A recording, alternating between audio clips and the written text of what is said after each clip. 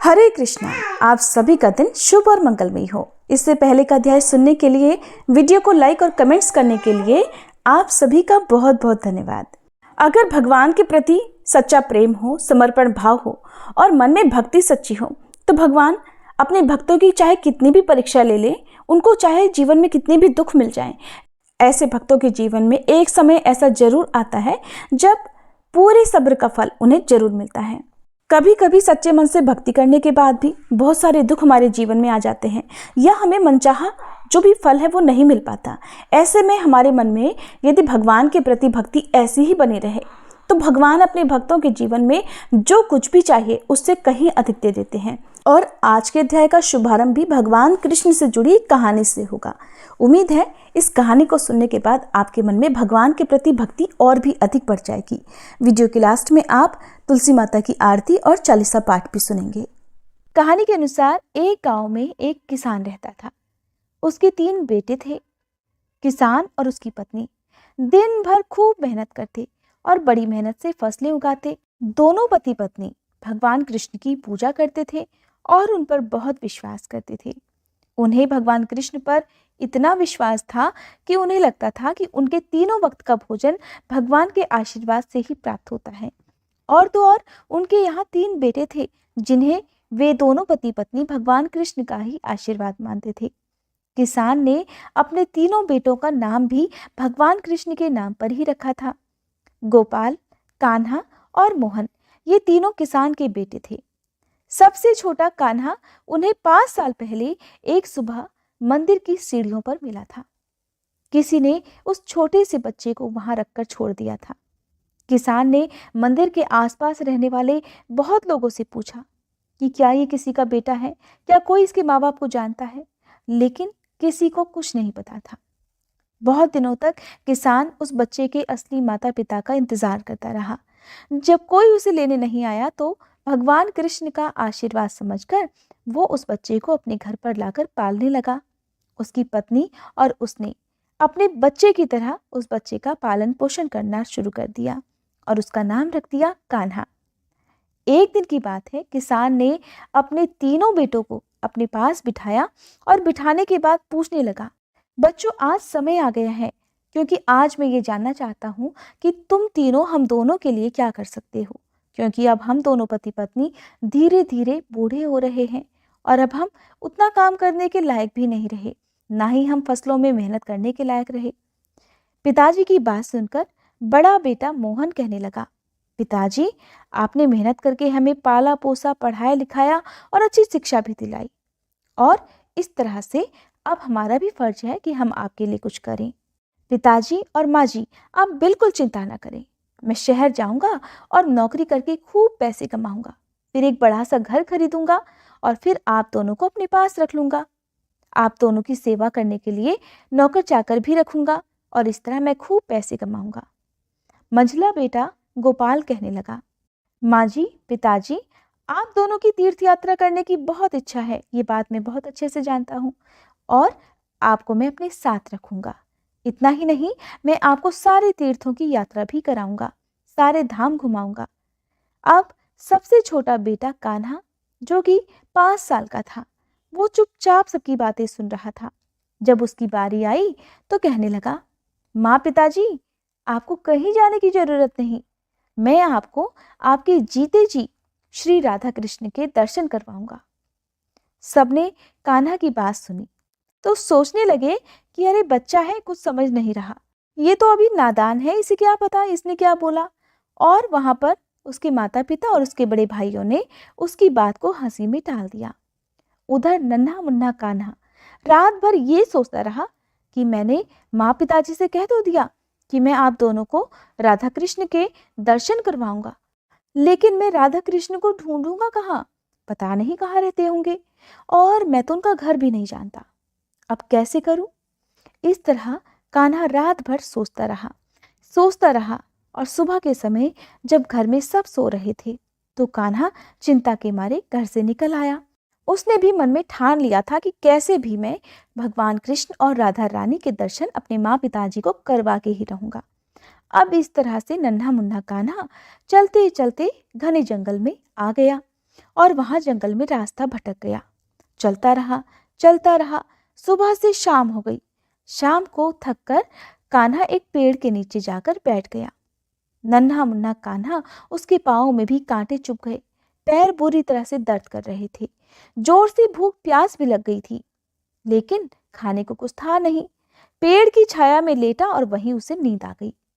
उसी जंगल में एक बाबा जी कुटिया बनाकर रहते थे। जैसे ही पेड़ के नीचे छोटे से बच्चे को सोता हुआ देखा तो बाबा जी उसके पास ही बैठ गए। उसके सिर पर प्यार से हाथ रखने लगे। जैसे ही किसी के हाथ का एहसास हुआ, कान्हा तुरंत उठकर झटपट बैठ गया। साधु बाबा को देखते ही अब तो कान्हा जोर जोर से रोने लगा। जब साधु बाबा ने प्यार से पूछा, बेटा तुम इस घने जंगल में आखिर कर क्या रहे हो? ये तो बहुत डरावना जंगल है। तब कान्हा ने सारी बात साधु बाबा को बता दी कि कैसे वो भगवान कृष्ण को और राधा रानी को ढूंढने के लिए निकला, लेकिन वो तो जंगल में पहुंच गया और अब यहाँ पर वो रास्ता भटक गया है। कान्हा की बात सुनकर साधु बाबा मुस्कुराने लगे और मन ही मन सोचने लगे कि मैं तो इतने वर्षों से भगवान कृष्ण को पाने की, उनके दर्शन करने के लिए तपस्या कर रहा हूँ। मुझे तो आज तक भगवान ने दर्शन नहीं दिए, और ये छोटा सा बच्चा जो ना तो पूजा पाठ जानता है और ना ही इसे पता है कि भगवान होते क्या हैं, फिर भी ये भगवान को खोजने निकला है। अब साधु बाबा कान्हा को अपने साथ अपनी कुटिया में ले आए और कहने लगे, बेटा तुम आज रात मेरे पास ही रुक जाओ और कल सुबह ढूंढ लेना अपने भगवान को। अब बाबा ने कान्हा को दूध भात खाने को दे दिया। कान्हा तो दिन भर का भूखा था। झटपट झटपट उसने दूध भात खा लिया और फिर वहीं साधु बाबा के पास में जमीन पर ही बिस्तर बिछाकर सो गया। अगली सुबह जब कान्हा की आंख खुली तो वो सब कुछ भूल गया कि वो कैसे अपना घर छोड़कर बाहर निकल आया था और कैसे वो भगवान कृष्ण को खोजने निकला था, क्योंकि उसने अपने माँ पिताजी से वादा किया था कि वो उन्हें भगवान कृष्ण और राधा रानी के दर्शन करवाएगा। लेकिन अब क्या हुआ? अब तो वो सारी बातें ही भूल गया कि वो घर से क्यों आया था, और उसे ये भी याद नहीं कि उसका घर कहाँ है। उसकी माँ पिताजी का नाम तक उसे याद नहीं रहा, और वो राधा कृष्ण से अपने माता पिता को मिलवाने वाली बात तक भूल गया। अब साधु बाबा उससे कहने लगे, बेटा जब तुम्हें तुम्हारे घर का ही नहीं पता, तुम्हारे माता पिता का ही नहीं पता, तो एक काम कर सकते हो कि तुम मेरे साथ ही रहने लगो। मेरे पास एक गाय है, तुम दिन में उसको चराने के लिए ले जाना, और शाम को जब मैं अपनी पूजा और तपस्या से वापस लौटूंगा तो जो भिक्षा में चावल मिलेंगे उनका भात बनाऊंगा और फिर हम दोनों बड़े प्रेम से खाएंगे। बस फिर क्या था, कान्हा तैयार हो गया। कान्हा को तो कुछ भी याद नहीं था। अब वो साधु बाबा के साथ ही रहने लगा। उसे बड़ा मजा आता था। शाम को साधु बाबा उसे भगवान की कहानियां सुनाया करते। जहाँ जंगल के पास कान्हा गाय चराने जाता था, वहीं उसकी उम्र का एक लड़का जो बहुत सारी गायें चराने के लिए आता था, उसका एक सच्चा दोस्त बन गया। उसका नाम था कृष्णा, और हमेशा उसके पास एक बांसुरी रहती थी जिसे वो इतनी सुंदर तरीके से बजाता था कि पास बैठे कान्हा को अपने आसपास की सुध तक नहीं रहती थी। कान्हा को हर दिन अपने दोस्त की बांसुरी सुनना बड़ा अच्छा लगने लगा था। एक दिन की बात है, कान्हा को बहुत जोर से भूख लगी। फिर उसने अपने दोस्त से कहा कि मुझे बहुत जोर से भूख लगी है। लेकिन दोस्त, बाबा तो रात को केवल एक बार ही खाना बनाते हैं, सुबह थोड़ा बहुत बचा रहता है तो मैं खा लेता हूँ, पर बाबा भूखे रहते हैं। लेकिन आज जब मैं सुबह उठा तो देखा बर्तन तो खाली था, कुछ नहीं खाया है मैंने सुबह से, और बहुत जोर से भूख लगी है। अपने दोस्त की बात सुनकर कृष्णा कहने लगा, अच्छा दोस्त, तो एक काम करो, चलो धान का खेत देखा है ना, वहां से 3 धान तोड़कर ले आओ, मैं तुम्हारे लिए खीर बना दूंगा। अपने दोस्त की बात सुनकर कान्हा हंसने लगा। इतनी जोर जोर से हंसने लगा कि कृष्णा मुस्कुराने लगा। उसे पता था कि कान्हा क्यों हंस रहा है। तो कान्हा खुद ही कहने लगा, अरे दोस्त, ऐसा भी कहीं हो सकता है कि 3 धान से मेरे लिए खीर बन जाए? अरे 3 धान से मेरा क्या होगा, मुझे तो बहुत जोर से भूख लगी है। बात सुनकर कृष्णा कहने लगा, अरे मेरे नादान दोस्त, तुम जाकर खेत से 3 धान तो लेकर आओ। अगर खीर खानी है तो मेहनत तो करनी पड़ेगी। तुम जाकर 3 धान लेकर आओ, तब तक मैं गाय का दूध निकाल लेता हूँ और बाकी इंतजाम भी करूंगा। तब तक कान्हा 3 धान तोड़कर ले आया। अब कृष्णा ने धान में से चावल निकाला, फिर मिट्टी से एक छोटा सा बर्तन बना लिया, उसे धूप में सुखाया, फिर 2-3 पत्थरों को जोड़कर एक चूल्हा बना लिया। अब जंगल से सूखी लकड़ियां और पत्ते कान्हा ढूंढ कर ले आया। तब तक मिट्टी का बर्तन सूख चुका था। अब उस बर्तन में गाय का दूध निकाला कृष्णा ने, और कान्हा अपने दोस्त की पूरी मदद कर रहा था, क्योंकि उसे बहुत जोर से भूख जो लगी थी। साथ ही साथ कान्हा ये भी देखने वाला था कि देखता हूँ आखिरकार 3 धान से आज खीर बनती कैसे है। कहीं ऐसा तो नहीं मेरा दोस्त मुझे बेवकूफ बना रहा हो। मेहनत तो कृष्णा भी बहुत कर रहा था।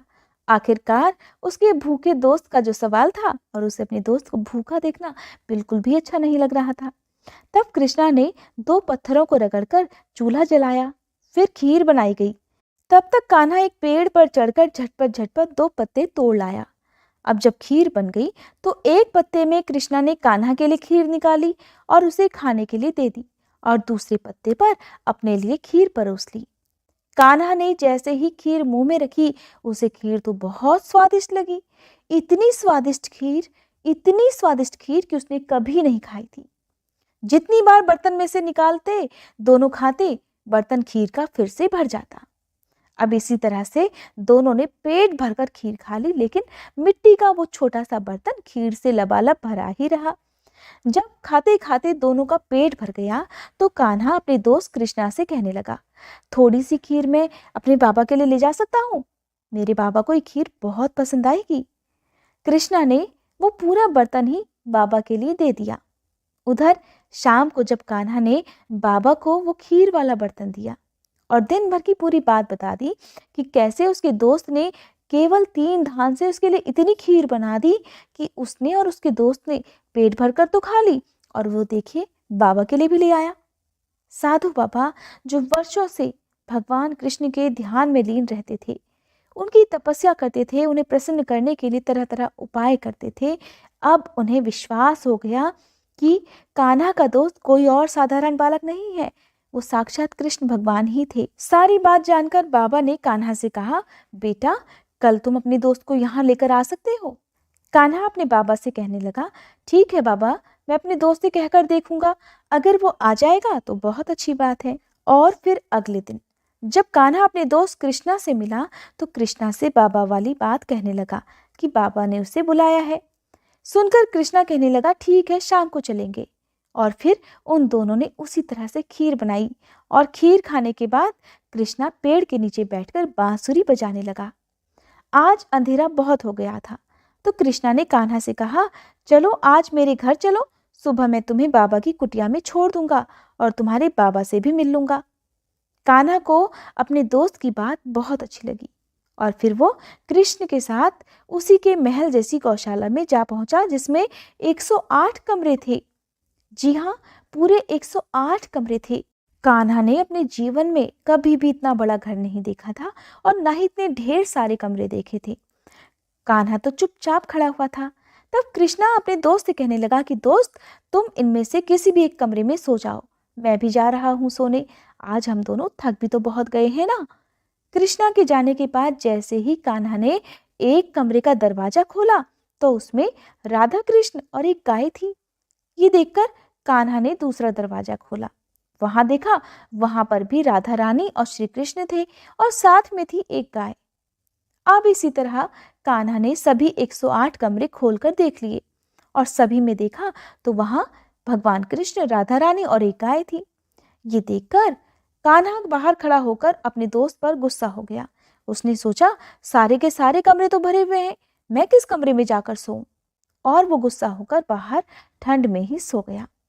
तभी उसके दोस्त कृष्णा ने बड़े प्रेम से उसके सिर पर हाथ रखकर पूछा, अरे मेरे दोस्त, क्या हुआ? तुम यहाँ बाहर ठंड में क्यों सो रहे हो? क्या तुम्हें ठंड नहीं लग रही? और फिर मैंने तो तुम्हें इतने सारे कमरे दिखाए थे, और ये भी कहा था कि इन 108 कमरों में से जिसमें चाहो उसमें सो सकते हो। तब कान्हा ने गुस्सा होते हुए अपने दोस्त से कहा, तुमने झूठ क्यों बोला? सारे के सारे कमरे तो भरे हुए हैं, कोई भी कमरा खाली नहीं है। तब कृष्णा बोला, याद करो मेरे दोस्त, अपने माता पिता को याद करो, तुमने अपने माता पिता से क्या वादा किया था? कृष्णा की ये बात सुनते ही कान्हा को सब कुछ याद आ गया, और वो रोने लगा। मैं माँ पिताजी को अब कैसे राधा कृष्ण के दर्शन करवाऊंगा? अब वो मेरे लिए परेशान हो रहे होंगे, मुझे ढूंढ रहे होंगे, लेकिन मैं तो पता भी भूल गया। अब मैं उनके पास कैसे जाऊं? तब उसका दोस्त कृष्णा कहने लगा, मेरे प्यारे दोस्त, मेरे रहते हुए तुम्हें चिंता करने की कोई जरूरत नहीं। आप जानते हैं कान्हा का वो दोस्त कृष्णा कौन था? हो सकता है आप समझ गए होंगे। कान्हा का वो दोस्त कोई साधारण व्यक्ति नहीं था, वो साक्षात भगवान कृष्ण थे। इसके साथ ही कृष्णा ने कान्हा को अपना असली रूप भी दिखा दिया। अब इसके बाद पहले वे साधु बाबा की कुटिया में गए। भगवान कृष्ण अपने साथ राधा रानी को भी लेकर गए और साथ ही था उनका दोस्त कान्हा।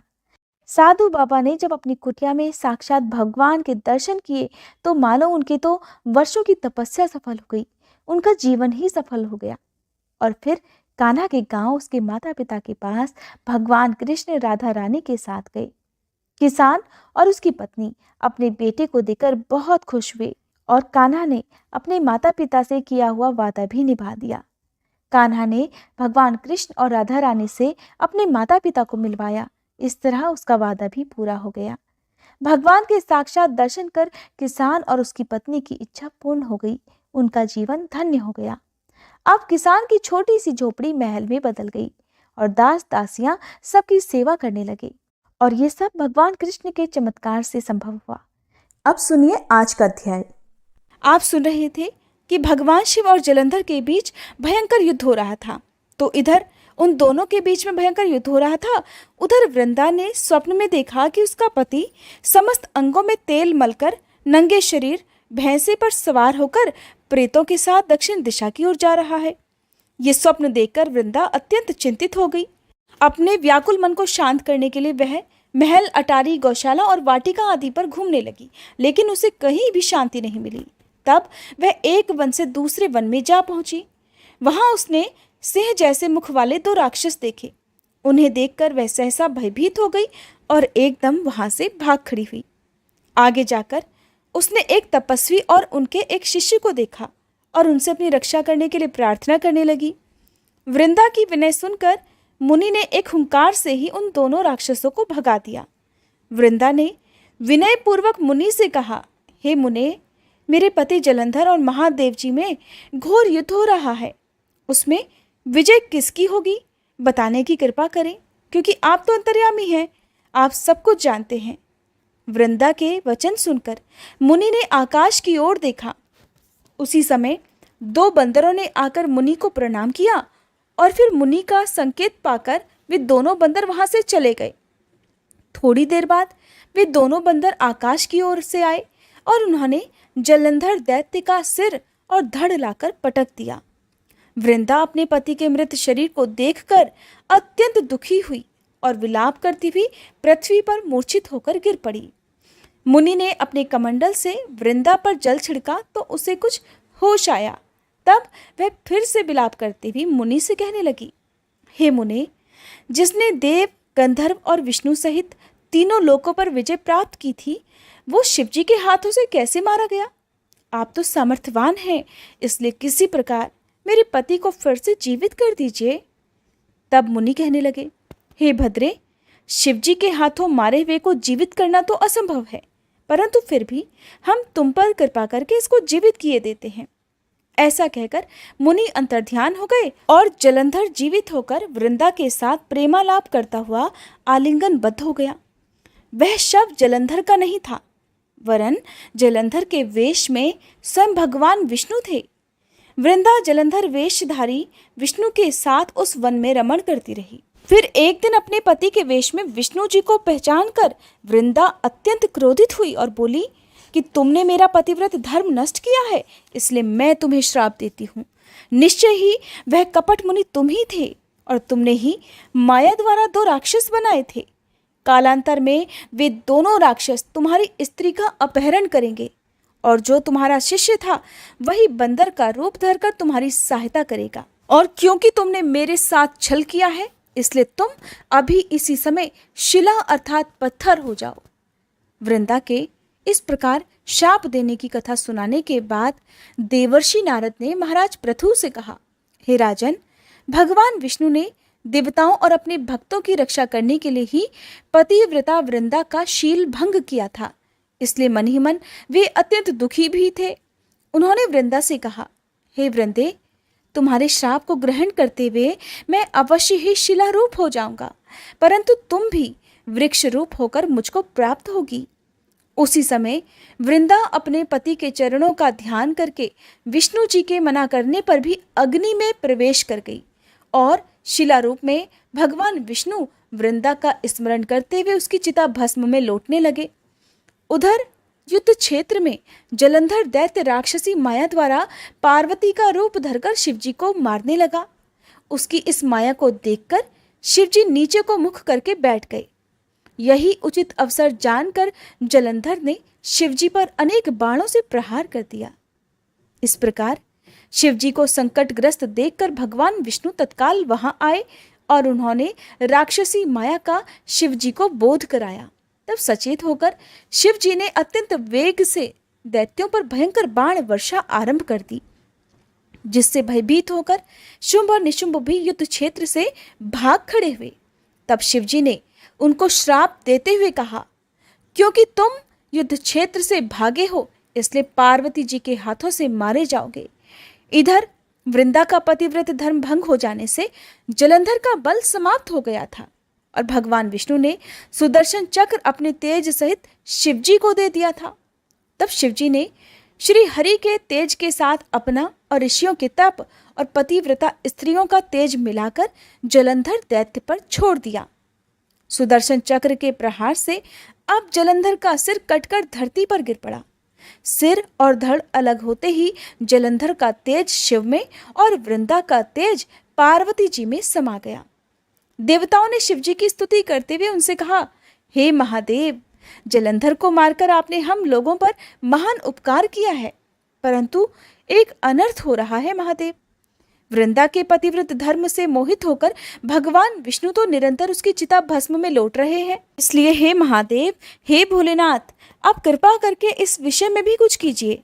तब शिवजी बोले, हे देवताओं, तुम सब भगवान की योग माया की शरण में जाओ, वही इस संकट को हरेगी। तब समस्त देवता योग माया की शरण में जाकर स्तुति करते हुए बोले, हे देवी, आप संपूर्ण जगत की उत्पत्ति, पालन और नाश करने वाली हो। सतोगुण, रजोगुण और तमोगुण आपसे ही उत्पन्न हुए हैं। आपकी माया को स्वयं ब्रह्मा जी भी नहीं जान सकते। ऐसी देवी को हमारा नमस्कार है। जिसके भक्त कभी अनादर और मोह को प्राप्त नहीं होते, ऐसी मूल प्रकृति को हमारा नमस्कार है। उस समय देवताओं ने आकाश में एक तेज पुंज देखा और आकाशवाणी भी सुनी। रजोगुण, सतोगुण और तमोगुण रूप गौरी, लक्ष्मी और सरस्वती मैं ही हूँ। इन्हीं तीनों रूपों से तुम्हारी सिद्धि होगी, इसलिए तुम उन्हीं की आराधना करो। फिर उन तीनों देवियों ने प्रकट होकर 3 बीज देते हुए कहा कि इन तीनों बीजों को जहाँ पर इस समय भगवान विष्णु हैं बोकर अपना कार्य सिद्ध करो। देवताओं ने तीनों बीज ले जाकर जहाँ पर वृंदा की चिता में श्री विष्णु लौट रहे थे वहाँ पर बो दिए। उन तीनों बीजों से 3 वृक्ष उत्पन्न हुए। रजोगुण सरस्वती से आंवला, तमोगुण गौरी से तुलसी और सतोगुण लक्ष्मी से मालती की उत्पत्ति हुई। श्री लक्ष्मी जी ने अपना बीज ईर्ष्या युक्त होकर दिया था, इसलिए मालती भगवान की पूजा में निंदित और आंवला और तुलसी भगवान को अति प्रिय हैं। इसी प्रकार वृंदा ने वृक्ष रूप होकर भगवान शालिग्राम से संयोग किया। इसी कारण कार्तिक मास के उद्यापन में भगवान की पूजा तुलसी जी के मूल भाग में की जाती है। जिस घर में तुलसी जी का पौधा होता है उसमें यमदूत कभी नहीं आते। नर्मदा और गंगा जल और तुलसी जी का पूजन, ये तीनों कार्य एक समान ही हैं। मनुष्य चाहे कितना भी पापी क्यों ना हो, प्राण निकलते समय मंजरी सहित तुलसी दल जिसके कंठ में होता है वह पाप मुक्त होकर सीधा वैकुंठ को प्राप्त हो जाता है। जो मनुष्य अपने पितरों का श्राद्ध तुलसी और आंवले की छाया में करता है उसके पितृगण मोक्ष को प्राप्त हो जाते हैं।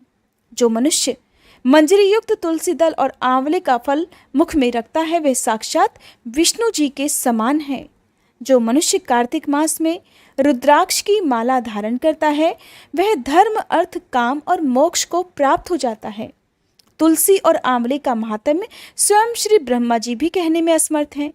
जो कोई श्रद्धा भाव से इस कथा को पढ़ता या सुनता है वह भी अंतकाल में मोक्ष को प्राप्त हो जाता है। इस प्रकार देवर्षि नारद महाराज पृथु को ये कथा सुनाकर कुछ क्षण के लिए मौन हो गए। इसके आगे का वृतांत आप अगले अध्याय में सुनेंगे। अब सुनिए श्री तुलसी चालीसा पाठ और तुलसी माता की आरती। जय जय तुलसी भगवती सत्यवती सुखदानी, नमो नमो हरिप्रेसी श्री वृंदा गुणखानी। श्री हरिशीष विरजनी देहु अमर वर अम्ब, जनहित हे वृंदावनी अब न करहु विलंब। धन्य धन्य श्री तुलसी माता, महिमा अगम सदा श्रुति गाता। हरि के प्राणहु से तुम प्यारी, हरहि हेतु कीन्हो तप भारी। जब प्रसन्न है दर्शन दीन हो, तब कर जोरी विनय उस कीन्हो। हे भगवंत कंत मम होहु, दीन जानि जानि छाड़हु छोहु।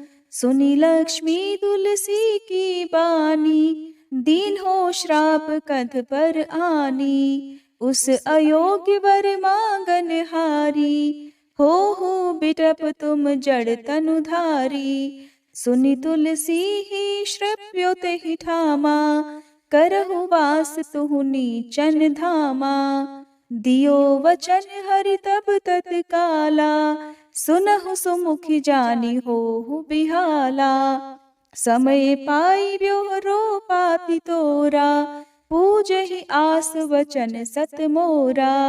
तब गोकुल मह गोप सुदामा, तासु भई तुलसी तू बामा। कृष्ण रास लीला के माही, राधे शक्यो प्रेम लखि नाही। दियो श्राप तुलसी तत्काला, नर लोक ही तुम जन्महु बाला। यो गोप वह दानव राजा, शंख चूर्ण नामक शिर ताजा। तुलसी भई दासु की नारी, परम सती गुण रूप अगारी। अस द्वै कल्प बीति जब गयहु, कल्प तृतीय जन्म तब भयहु। वृंदा नाम भयो तुलसी को, असुर जलंधर नाम पति को। कर अति द्वंद अतुल बल धामा, कीन्हा शंकर से संग्रामा। जब निज सैन्य सहित शिव हारे, मरहि न तब हर हर ही पुकारे। पतिव्रता वृंदाती नारी, को न सके पति ही संहारी। तब जलंधर ही भेष बनाई, वृंदा ढिग हरि पहुँचो जाई। शिव हित लहि करि कपट प्रसंगा, कियो सतीत्व धर्म तो ही भंगा। भयो जलंधर कर संहारा, सुनी उर शोक उपारा। तिहि क्षण दियो कपट हरि टारी, लखि वृंदा दुख गिरा उचारी। जलंधर जस हत्यो भीता, सोई रावण तस हरहि सीता। अस प्रस्तर सम हृदय तुम्हारा, धर्म खंडी मम पति संहारा। यही कारण लहि श्राप हमारा, होवे तनु पाषाण तुम्हारा। सुनि हरि तुरत ही वचन उचारे, दियो श्राप बिना विचारे। लख्यो ना निज कर दूत पति को, छलन चाहियो जब पार्वती को। जड़ मति तुह अस हो जड़ रूपा, जग में तुलसी बिटप अनूपा। धग्व रूप हम शाली ग्रामा, नदी गंडकी बीच ललामा। जो तुलसी दल हम ही चढ़ई है, सब सुख भोग परम पद पई है। बिनु तुलसी हरि जलत शरीरा, अतिशय उठत शीश उर पीरा। जो तुलसी दल हरि शिर धारत, सो सहस्त्र घट अमृत डारत। तुलसी हरि मन रंजनिहारी, रोग दोष दुख भंजनिहारी। प्रेम सहित हरि भजन निरंतर, तुलसी राधा में नाही अंतर, व्यंजन हो 56 प्रकारा, बिन तुलसी दल ना हरहि प्यारा। सकल तीर्थ तुलसी तरु छाही, लहत मुक्ति जन संशय नाही। कवि सुंदर इक हरि गुण गावत, तुलसी निकट सहस गुण पावत। बसत निकट दुर्वासा धामा, जो प्रयास ते पूर्व ललामा। पाठ करहि जो नित नर नारी, होहि सुख भाषहि त्रिपुरारी। तुलसी चालीसा पढ़ी तुलसी तरु गृहधारी, दीप दान करी पुत्र फल पावहि बंध्यहु नारी। सकल दुख दरिद्र हरिहार हुए परम प्रसन्न, आशय धन जन लड़ही कर बसहि पूर्णा अत्र। लाही अभिमत फल जगत महिलाहि पूर्ण सब काम, जेहि दल अर्पहि तुलसी तह सहस बसहि हरि राम। तुलसी महिमा नाम लख, तुलसी सूत सुख राम, मानस 40 रच्यो जग मह तुलसीदास। प्रेम से बोलिए तुलसी महारानी की जय। तुलसी महारानी नमो नमो, हरि की पटरानी नमो नमो। तुलसी महारानी नमो नमो, धन तुलसी पूरण तप कीनो, शालिग्राम बनी पटरानी नमो नमो। तुलसी महारानी नमो नमो, हर की पटरानी नमो नमो। जाके पत्र मंजरी कोमल, श्रीपति कमल चरण लपटानी नमो नमो। तुलसी महारानी नमो नमो, हरि की पटरानी नमो नमो। कौन महीने बोई रानी तुलसा, कौन महीने हुई हरियाली नमो नमो। तुलसी महारानी नमो नमो, हर की पटरानी नमो नमो। कौन महीने हुई तेरी पूजा, कौन महीने हुई पटरानी नमो नमो। तुलसी महारानी नमो नमो। आषाढ़ मास में बोई रानी तुलसा, सावन महीने हुई हरियाली नमो नमो। तुलसी महारानी नमो नमो, हरि की पटरानी नमो नमो।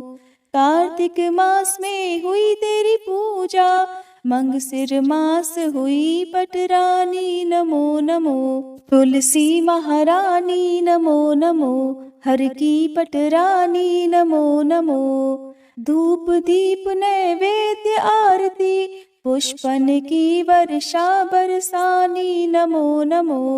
तुलसी महारानी नमो नमो, हर की पटरानी नमो नमो। 56 भोग 3600 व्यंजन, बिन तुलसी हरि एक न मानी नमो नमो। तुलसी महारानी नमो नमो, हरि की पटरानी नमो नमो। जो तुलसी को सवेरे गाए, श्री कृष्ण के दर्शन पाए नमो नमो। तुलसी महारानी नमो नमो, हर की पटरानी नमो नमो।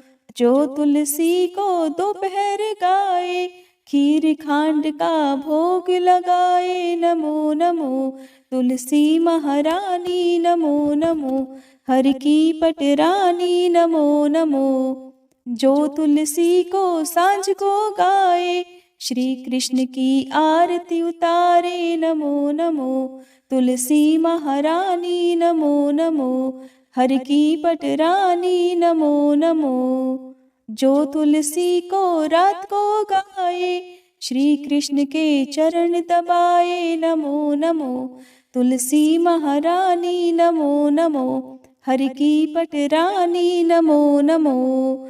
सब सखी मैया तेरो यश गावे, भक्ति दान दी जय महारानी नमो नमो। तुलसी महारानी नमो नमो, हर की पटरानी नमो नमो। तुलसी महारानी नमो नमो, हर की पटरानी नमो नमो।